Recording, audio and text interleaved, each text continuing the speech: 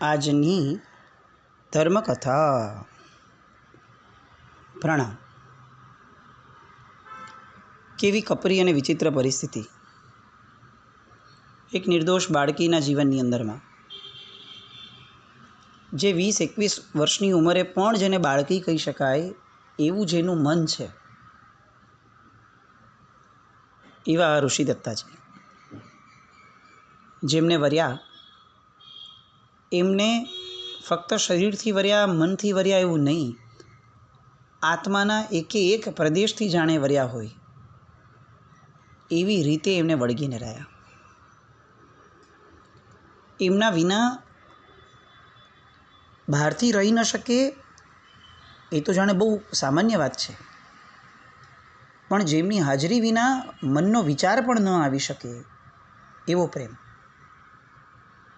આપણને ઘણી બધી વાર એવું લાગે કે આ મહાસતીજીઓના જે આપણે નામ લઈએ છીએ, આ બધી મહાસતીજીઓની વાતો એ એટલા માટે આપણા સુધી પહોંચાડવામાં આવી છે કારણ કે એ બધાને શીલ ધર્મ પ્રત્યે બહુ જ પ્રેમ હતો. વાત સાચી પણ છે, પણ અધૂરી છે.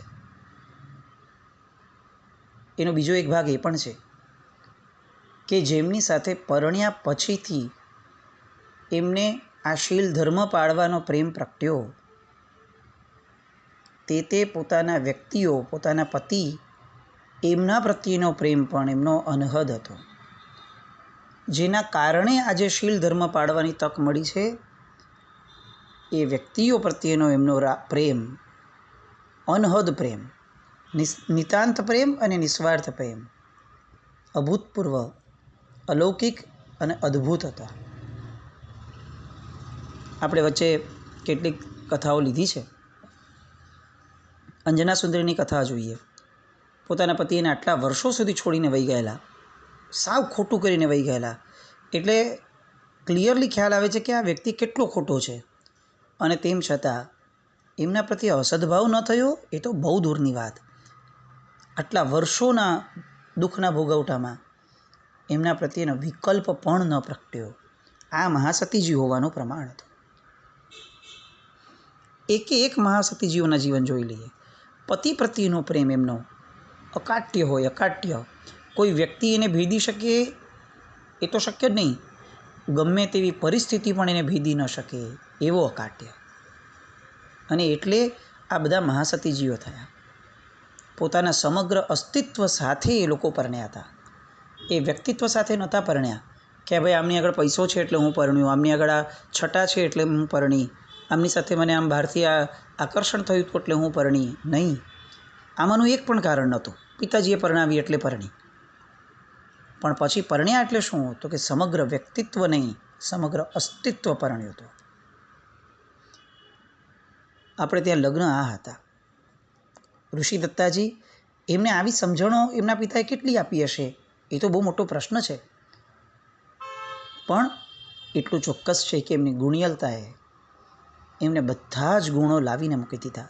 તે પરિસ્થિતિમાં જે ગુણો રિક્વાયર્ડ હતા એ બધા જ ગુણો આ ઋષિ દત્તાજીને એમના મનની અંદરમાં, એમના આત્મપ્રદેશોની અંદરમાં એ ગુણિયલતાના કારણે આવી જતા હતા. કઈ પરિસ્થિતિ છે જુઓ. માતા તો અપાર વાત્સલ્ય આપીને ગયા, એક શબ્દનો પણ ઉચ્ચારણ નહીં, કોઈ વાત જ નહીં કાઢવાની કે જેના કારણે વિવળતા વધે, અને તેમ છતાં એટલું બધું વાત્સલ્ય આપીને જવાનું કે સામાન્ય એવું લાગે કે ના ભાઈ, આ વ્યક્તિ મારા પડખે ઊભી છે ત્યાં સુધી મને કોઈ ચિંતા નથી. આપણે ત્યાં અતિચારની અંદરમાં સાધર્મિકના સ્થિરીકરણની વાત આવે છે. એ સ્થિરીકરણ એટલે આપણો અત્યારનો વર્તમાન પ્રવાહ, એમાં સ્થિરીકરણ નામની કોઈ ચીજની વિચારણા જ નથી.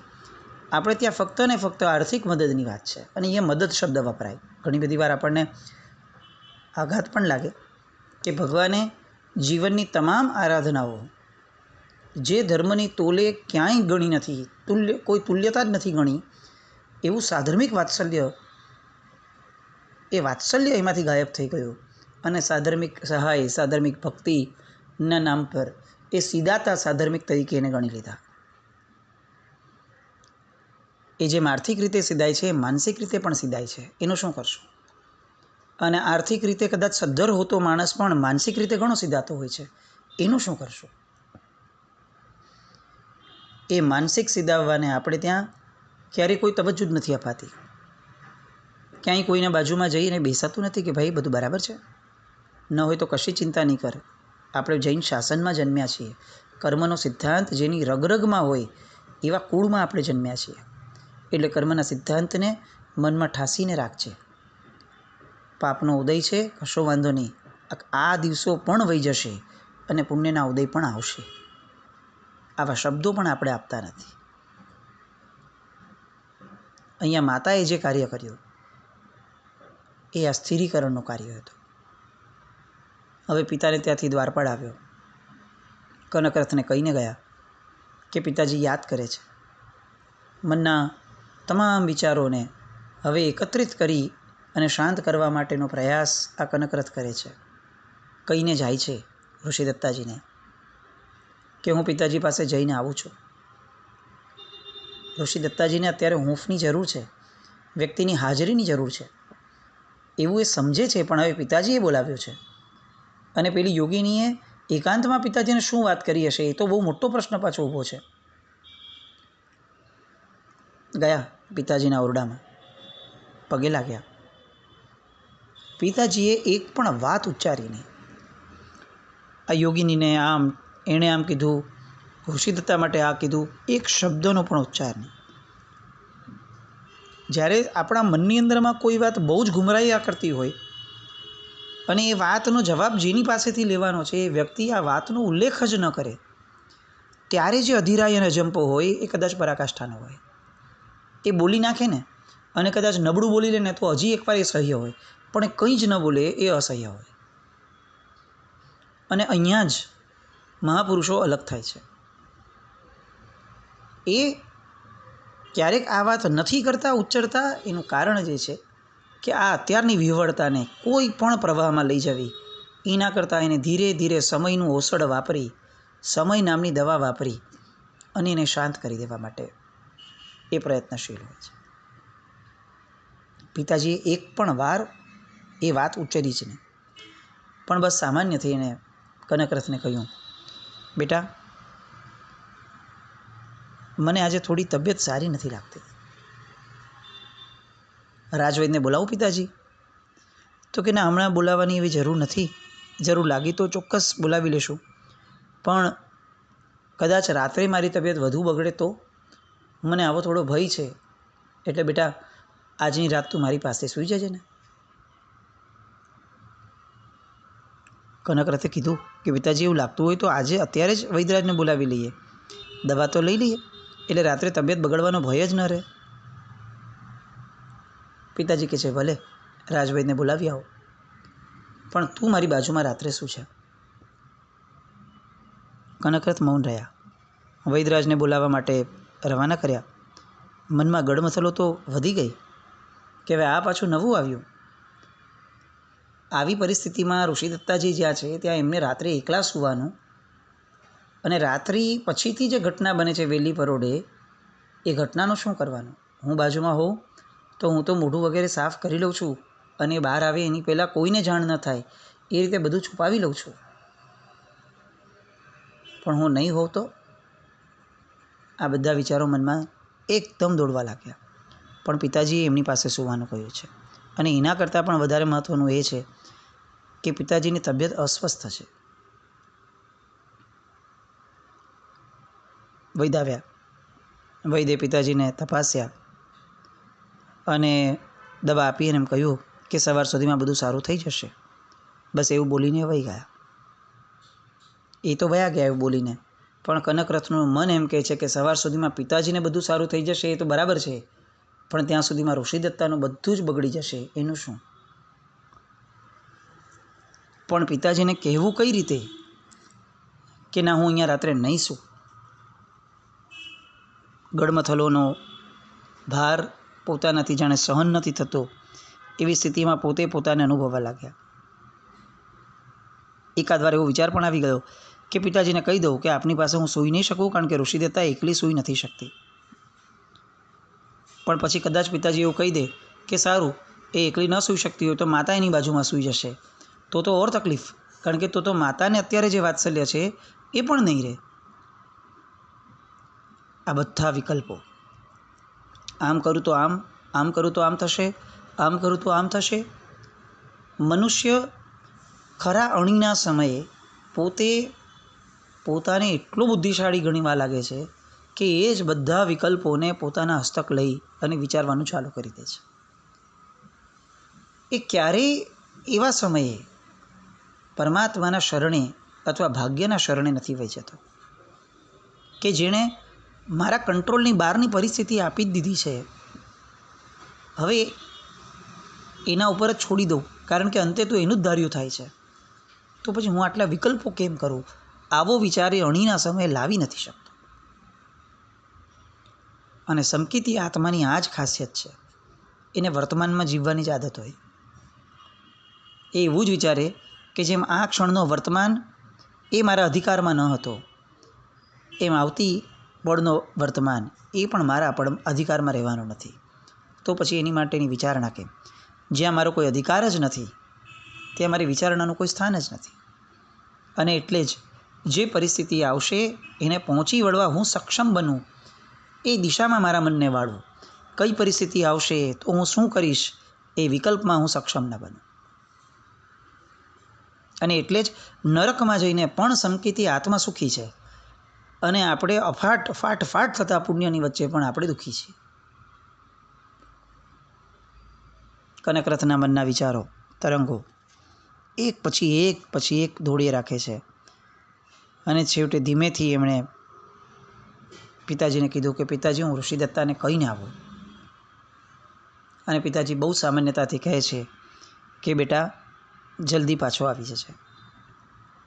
સારું પિતાજી કહી અને એ કનકરથ જે બહાર નીકળ્યા અને શયનખંડ સુધી પહોંચ્યા, ત્યારે ઋષિદત્તા ઝરૂખામાં ઊભી દૂર આકાશ તરફ જોઈ જ રહી હતી.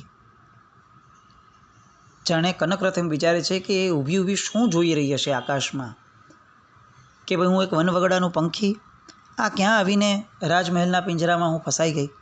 કેવું સુખમય જીવન હતું, કેવું સુંદર ચંચળ નિર્દોષ રમતિયાળ જીવન હતું, આ અત્યારે અચાનક હું ક્યાં આવીને બેસી ગઈ અને મારી હારે શું થવા લાગ્યું. એને એના પિતાજી યાદ આવતા હશે. અગ્નિ સ્નાન જેમણે કરી લીધું છે એવા પિતાજી એને વધારે યાદ આવતા હશે કે આવા સમયે કદાચ એમના આશ્રય સ્થાન તરીકે એ પિતાજી તો આવ્યા હોત કામમાં.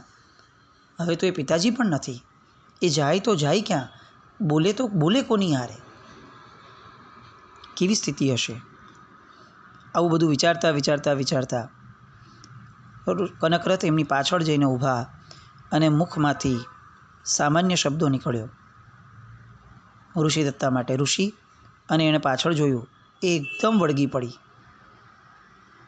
અને ધીરેકથી માથું પંપાડતા કનકરથ એને કહે છે કે ઋષિ, આજે મારે પિતાજીની પાસે સૂવાનું છે.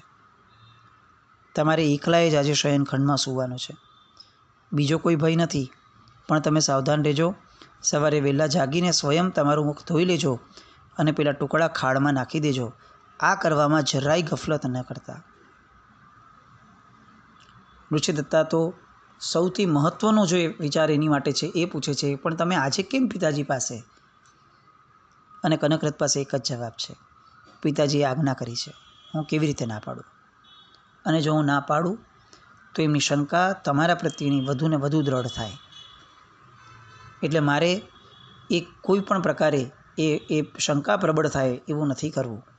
એટલા માટે મારે ત્યાં સૂવાનું જરૂરી પણ છે અને મારું સૂવાનું નક્કી પણ કર્યું છે. ઋષિદત્તા કંઈ બોલ્યા નહીં. બસ એ પલંગમાં ઊંધા પડી અને જાણે ધ્રુસકે રડતા હોય એવી સ્થિતિ પોતે અનુભવવા લાગ્યા. કનકરથ પીઠ પંપાડતા થોડા સમય બેસ્યા. થોડોક સમય થયો અને લથડતા પગે શયનખંડની બહાર નીકળ્યા. જવું નથી જ અને છતાંય જવું પડે છે એવી સ્થિતિમાં પોતે બહાર નીકળ્યા. રાત્રિ ગઈ. પિતાજીના શયનખંડમાં પહોંચ્યા, પણ આખી રાત જાગ્યા છે. નિદ્રા કઈ રીતે આવે? સતત એ ઋષિદત્તાની સવારની પ્રભાતની પરિસ્થિતિ એ મનમાં ને મનમાં ચાલી રાખી. કાળનો ક્રમ, નિયતિની એ કરણી કે છેલ્લા પ્રહરમાં જ આ વિચારતા વિચારતા એમને ઊંઘ આવી ગઈ. અને પ્રભાતે જ્યારે જાગ્યા, આકાશ જ્યારે વાદળછાયું હતું, વાતાવરણ જ્યારે વિષાદ ભર્યું હતું, એ સમયે અચાનક જ દ્વારપાળોએ આવી અને પિતાજીને સમાચાર આપ્યા, મહારાજા, આજે રાત્રે પણ એક પુરુષની હત્યા થઈ ગઈ છે. પિતાજીના મુખ ઉપર અત્યંત રોષ દેખાતો હતો, ઉદ્વેગ હતો, પણ ખબર નહીં કેમ પિતાજી કંઈ વ્યક્ત નથી કરતા. જાણે એ કશુંક થાય એની રાહ જોઈ રહ્યા છે, કશુંક આવે એની રાહ જોઈ રહ્યા હોય એ રીતે એકદમ શાંત બેઠા હતા. રોષ દેખાતો હતો પણ છલકાતો ન હતો. કોઈ વાતનો વ્યવહાર નહીં, કુમારને કહેવાની પણ કંઈ તસદી નહીં, બસ પોતે જાણે કોઈકની રાહ જોઈ રહ્યા હોય એ રીતે બેઠા હતા. અને આ જેમ જેમ ક્ષણ જતી હતી એમ આ કનકરથના મનમાં ફાળ પડતી હતી કે હવે પિતાજી બોલતા કેમ નથી, હવે કોની રાહ જોઈ રહ્યા છે. અને એની વિચારણાનો અંત આવે એની પહેલાં જ અચાનક જ કેટલાક ગુપ્તચરો આવ્યા, રાજાને નમન કર્યું અને કહ્યું કે મહારાજા, અમે રાજકુમારના શયનખંડમાં રાત્રિના છેલ્લા પ્રહરમાં અવલોકન કર્યું. આપની સૂચના મુજબ ખૂબ કાળજીથી અમે યુવરાજ્ઞીનું મુખ જોયું. એ મુખ લોહીથી ખરડાયેલું હતું અને ઓશિકા પાસે માંસના ટુકડા પણ પડેલા હતા. અમે નજરે જોઈને આવ્યા છીએ. કનકરથ સ્તબ્ધ થઈ ગયો. આ શું હતું? પિતાજીની કોઈ પણ પ્રતિક્રિયા ન આવી. એ સમયે પિતાજી કંઈક આ યોજનાબદ્ધ રીતે આગળ વધી રહ્યા છે. એ વાત જે મારા મનમાં હતી એ નિતાંત સાચી પડી. પિતાજીએ રાજાએ એની સામે જોયું. હવે એમનું શરીર રોષથી ધ્રુજી રહ્યું હતું, આંખમાંથી ક્રોધના અંગારા વરસતા હતા અને એકદમ તીણા જોરથી અવાજથી એમણે કહ્યું, તે મારા કુળને કલંકિત કર્યું છે. તું જાણતો હતો કે ઋષિદત્તા રાક્ષસી છે, છતાં તે મને આ વાત ન કરી. રોજ નગરમાં નગરવાસીની હત્યા થાય, રોજ એ રાક્ષસી મારા પ્રજાજનનું લોહી પીએ, માંસ ખાય, અને તેમ છતાં તે એને પાળી પોષી બસ એટલા માટે કે તે એને પ્રેમ કર્યો છે.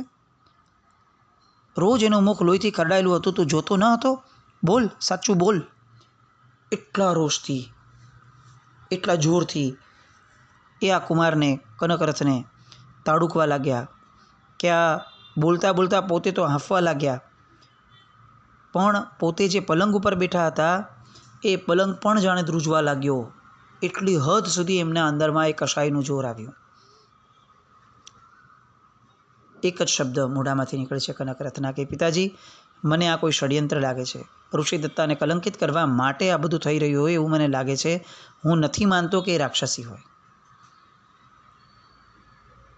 જો એ રાક્ષસી નથી તો એનું મુખ લોહીથી કેવી રીતે ખરડાય છે? માંસના ટુકડા ક્યાંથી આવે છે? નગરમાં હત્યાઓ કોણ કરે છે? બોલ, એમ કહીને પિતાજી વધુ ઉછળી પડે છે. અને કનકરથ પાસે જવાબ નથી. હું નથી જાણતો પિતાજી, એ રહસ્ય હજુ છતું થયું નથી. ઋષિદત્તાને હું એના આશ્રમમાં હતો ત્યારથી જોતો આવ્યો છું. એક રાજર્ષિની પુત્રી છે. આપ એમના પિતાજીને પણ ઓળખો છો. એ રાક્ષસી ન હોઈ શકે. ઋષિદત્તાનો ખૂબ મક્કમતાથી અહીંયા કનકરથ બચાવ કરે છે, પણ પિતાજી ઉપર કોઈ અસર નથી એમના. અને વધુને વધુ ક્રોધે ભરાઈને કહે છે કે તું એના મોહમાં આંધળો થઈ ગયો છે.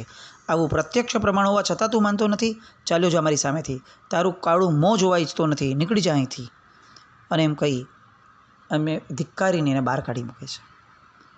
શયનગૃહમાંથી તરત બહાર આવે છે, કારણ કે એને આ ધિક્કારની કિંમત નથી. અત્યારે સૌથી પહેલી કિંમત કનકરથને એ છે કે ઋષિદત્તાની બાજુમાં હું જાઉં. જેવા ઓરડામાં ગયા, પલંગમાં ઊંધી પડેલી એ ઋષિદત્તા હિબકે હિબકે રોઈ રહી હતી. રડી રડીને આંખો જાણે સૂજી ગઈ હતી. જેવો મોઢામાંથી અવાજ નીકળ્યો કનકરથના, ઋષિ, તરત જ સાંભળતા એ સફાળી ઊભી થઈ, વળગી પડી.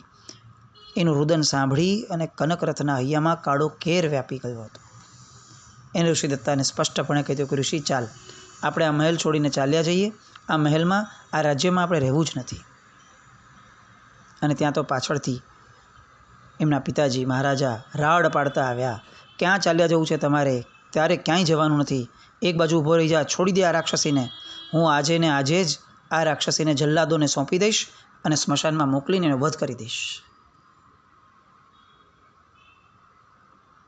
સ્તબ્ધ એવો કનકરથ.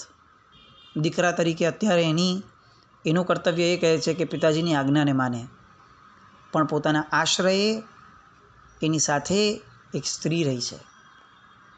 અત્યારે પિતાજીના સામેના કર્તવ્ય કરતાં પોતાના આશ્રિત પ્રત્યેનું કર્તવ્ય એને વધુ મહત્ત્વનું લાગે છે અને કહી દે છે કે તો પછી પિતાજી તમે પણ સાંભળી લો, તમારો પુત્ર પણ પ્રાણ ત્યાગ કરશે.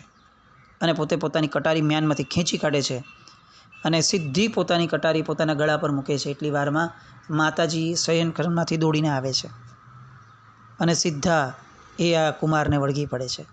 હાથમાંથી કટારી જે હતી ખેંચી લે છે અને હાંફી હાંફીને બોલી રહ્યા છે કે દીકરા તું શું કરી રહ્યા છે? ને એને તરત જ પિતાજીની સામે, મહારાજાની સામે ઊભા રહીને કહે છે, આ તમે શું કહી રહ્યા છો? શું કરી રહ્યા છો? તમે કોને રાક્ષસી કહી રહ્યા છો? આ તારી પુત્રવધૂને કહું છું, બોલ શું કેવું છે તારે? રોજ એક એક નગરવાસીની હત્યા કરે છે, એનું રક્તપાન કરે છે, એના માંસની મહેફિલો ઉડાડે છે અને તારો લાડકવાયો આ જાણવા છતાં રાક્ષસીને પાળે છે અને પોષે છે. પિતાજીનું આ સ્વરૂપ કનકરથ માટે, ઋષિદત્તા માટે અસહ્ય છે, અકલ્પનીય છે. હવે કોણ કેટલા સમય માટે કઈ વસ્તુથી ઋષિદત્તાજીને અટકાવી શકશે એનો કોઈ નિર્ધારિત કંઈ અવસ્થા કે સમય જ નથી. હવે બધા જ પોતપોતાનું જેટલું બળ છે એ બધું જ વાપરવા માટે તલપાપડ બને છે.